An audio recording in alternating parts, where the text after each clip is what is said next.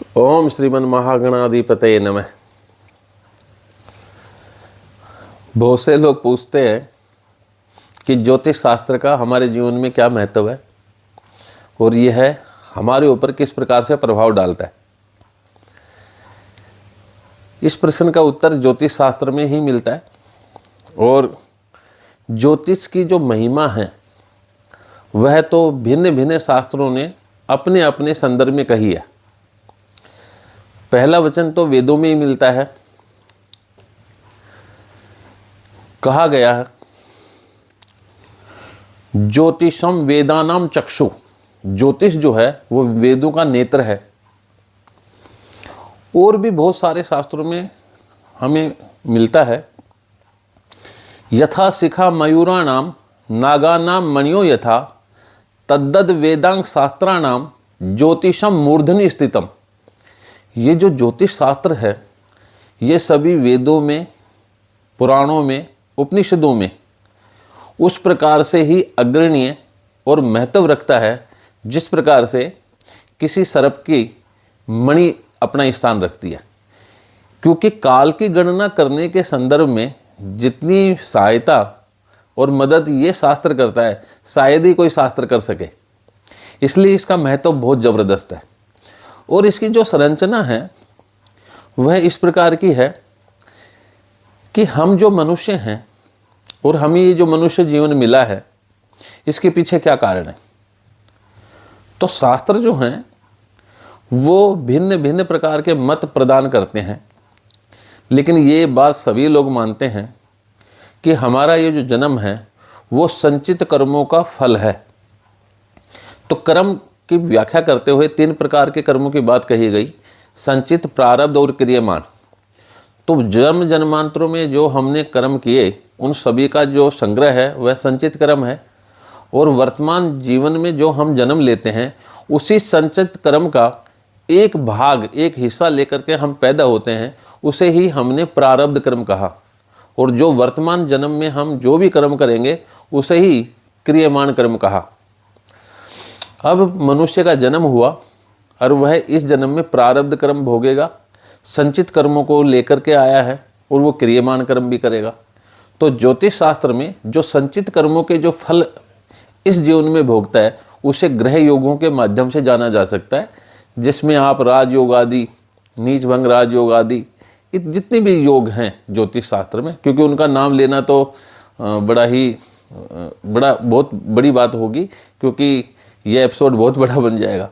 लेकिन ये समझ लीजिए कि ग्रह योगों से जितने भी योग बनते हैं जन्म पत्री में वह संचित कर्मों के द्योतक होते हैं। और इस जन्म में जो संचित कर्मों के जो द्योतक ग्रह योग हैं उनका जो फल मुझे मिलेगा वो कब कब मिलेगा उसकी जानकारी के लिए हमारे पास दशा अंतरदशा का विचार ज्योतिष शास्त्र में किया गया। और जो भी कर्म मनुष्य इस जन्म में करेगा जिसे हम क्रियमान कहते हैं उसको गोचर के माध्यम से हम लोग जानते हैं। तो ज्योतिष शास्त्र जो है वह मनुष्य के द्वारा किए गए जो भी कर्म थे उनका फल इस जीवन में कैसा कैसा भोगेगा, कब कब भोगेगा और इस जन्म में कैसे कैसे कर्म करेगा, उन्हीं को जानने का आधार ज्योतिष शास्त्र के अंतर्गत आता है। दूसरी बात यह भी है कि ज्योतिष शास्त्र में जन्म पत्री जो कि 9 ग्रह, 12 राशियां और 12 भावों से बनी हुई होती है उसमें क्या क्या देखा जाता है उसके लिए आचार्यों ने हमें एक बात कही। कहा गया यदुपचित मन्य जन्मनि शुभा शुभम तस्य करुण पंक्तिम वेंजेति शास्त्र मेतत् तमसी द्रव्याणि दीपीव।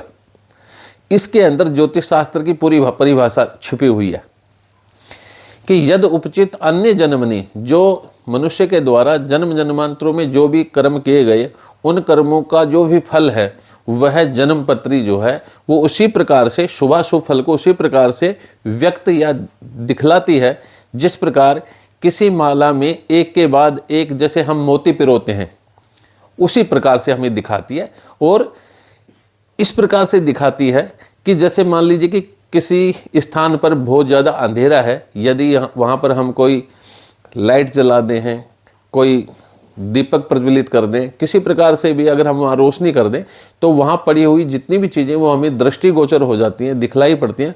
उसी प्रकार से जन्मपत्री हमें हमारे जीवन में सभी प्रकार की जो भी शुभाशुभ घटनाएं घटेंगी उनको दिखाने में सक्षम होती है। दूसरा, ज्योतिष शास्त्र का जो प्रभाव है वो हम पे नहीं वरन जड़ और चेतन पर भी है, और इसकी गणना इतनी सटीक है। बहुत सारे लोग कहते हैं कि गणनाओं में बड़ी दिक्कत है, तो उन लोगों से पूछा जा सकता है कि इतने हजारों वर्षों से सूर्य ग्रहण, चंद्र ग्रहण आदि की जो तिथियां निकाली गई हैं उनमें एक क्षण का भी अंतर नहीं हुआ करता। इसलिए ज्योतिष शास्त्र की गणनाओं पर उंगली उठाना सभ्य पुरुषों को जो है वो शोभा नहीं देता। तो इसलिए इसकी गणनाएं तो बड़ी सुंदर है और सटीक है। दूसरा, इसका प्रभाव हमारे पे ही नहीं, जैसे कुछ उदाहरण के तौर पे बतलाता हूँ। शुक्ल पक्ष और कृष्ण पक्ष में जब चंद्रमा वर्धमान होता है और जब घटता है तो इसको हम पूर्णमासी और अमावस्या कहते हैं। आप कभी भी समुद्र के किनारे जाइए और देखिए, पूर्णमासी के समय पानी जो है वो आंदोलित होकर के, यानी उसके अंदर ज्वार आता है और वो ऊपर की तरफ उठ जाता है। और जब अमावस्या के नज़दीक जाएंगे तो जिस स्थान पे पानी था उसी स्थान से कम 100 200 मीटर तक पीछे पानी चला जाता है, यानी कि पानी को भी प्रभावित करता है। दूसरा और भी है, जो बच्चों में पागलपन के दौरे पड़ते हैं, जो जिन लोगों को जैसा शौक है, मान लीजिए किसी को पढ़ने का शौक है, किसी को गाने का शौक है, किसी को खेलने का शौक है, किसी को जिम जाने का शौक है, आप देखें कि ये जो बच्चे हैं जब भी पूर्णमासी का समय आता है, शुक्ल पक्ष की एकादशी से और कृष्ण पक्ष की पंचमी तक चंद्रमा बलवान होता है, उस समय ये बड़े ही खुश होकर के प्रसन्नता के साथ जो भी उनकी के शौक हैं, जो भी उनकी हॉबीज हैं, उसमें बहुत काम करते हैं। पागलों में पागलत्व के दौरे सबसे ज़्यादा पूर्णमासी के समय देखे जाते हैं। अमावस्या के समय जाके देखो, अगर आप पागल खाने जाएं और वहाँ जाके देखेंगे तो जो पागलों की जो क्रियाएं हैं, जो चेष्टाएं हैं, वो जिस प्रकार से काम करते हैं, उसमें आप देखें तो अमावस्या के नज़दीक निस्तेज होकर के बैठे रहेंगे, इतनी ज़्यादा एक्टिविटी नहीं करते। इसी प्रकार जो बिल्ली है उसकी जो आंखों की पुतलियां हैं वो भी शुक्ल पक्ष और कृष्ण पक्ष के अनुसार घटती और बढ़ती है। इसलिए ज्योतिष शास्त्र का जो प्रभाव है वो हम पे तो है ही है, साथ में जड़ चेतन के ऊपर भी है। इसलिए जो ये कहते हैं कि इनका प्रभाव नहीं होता, उनको इस शास्त्र को पढ़ने की आवश्यकता है। अगर किसी चीज़ की जानकारी नहीं होगी तो उस बारे में आप कुछ भी कह सकते हैं, आप स्वतंत्र हैं। लेकिन इस शास्त्र को जब पढ़ेंगे, इसको जानेंगे, इसका स्वाध्याय, चिंतन और मनन करेंगे, तब हमारे ऋषि मुनियों के प्रति इतना गर्व पैदा होगा कि आप आनंदित हो जाएंगे, क्योंकि उनकी कही हुई बातें आज भी अक्षरश जैसा उन्होंने लिखा वैसा के वैसे साबित होती हैं।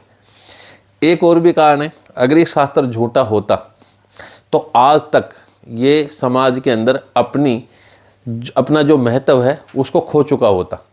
क्योंकि पहले तो राजा लोग जो हैं वो ज्योतिषियों को अपने पास रखते थे, सैलरी देते थे, उनका खाने पीने का, पालन पोषण का सब उत्तरदायित्व तो निभाते थे। लेकिन अब तो कई हजारों वर्ष हो गए कि ज्योतिषियों को किसी प्रकार का समाज के द्वारा कोई संरक्षण नहीं है। लेकिन आज फिर भी ये जीवित है। किस तरीके से जीवित है? क्योंकि आज भी समाज के अंदर ये भावना है कि हमारे बेटे की कुंडली में अगर कोई दोष है तो ज्योतिषी बतला देगा, और वो बतलाता है और वो सच घटित होता है। इसलिए ये शास्त्र अपना महत्व सदियों से समाज के सामने रखता आया है और आज भी रख रहा है। इसलिए इस शास्त्र के ऊपर शंका करना जो है वो अच्छी बात नहीं है। जय श्री कृष्ण।